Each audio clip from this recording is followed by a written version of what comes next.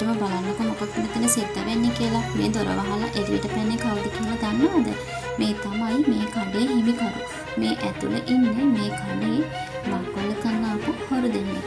ඉතින් මේ දෙන්න දැන් කොහොමද එළියට යන්නේ?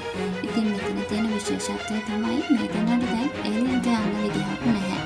ඇත්තටම තවත් කෙනෙකුගේ දේපලක් සොරා ගන්න මේ විදිහට පැමිණෙන අයට මෙවැනි දඬුවමක් ලැබෙන එක ලොකු දෙයක්. ඒ විතරක් නෙමෙයි, මේ කඩේ හිමිකරු මේ වෙලාවේදී ස්ථානෝචිත ප්‍රඥාවන්තව තමන්ගේ දේපල ආරක්ෂා කරගන්න නොබියව මුහුණ දීපු එකක් තමයි ලොකුම දේ.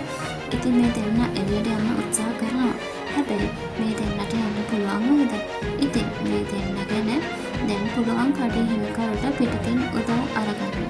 ඉතින් මේ වෙලාවේදී මේ දෙන්නට කරගන්න දෙයක් නැතුව තමයි ඇතුළට වෙලා ඉන්නේ. මොකද පිට වෙන්න කිසිම මාර්ගයක් නැහැ. ඉතින් අපි දැන් බලන්නකො සිද්ධ වෙන්නේ මොකක්ද කියලා. ඉතින් බලන්න පොලිසිය උදව්